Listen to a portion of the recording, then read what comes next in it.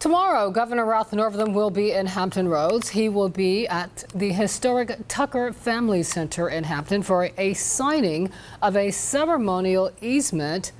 This will protect the 2-acre cemetery.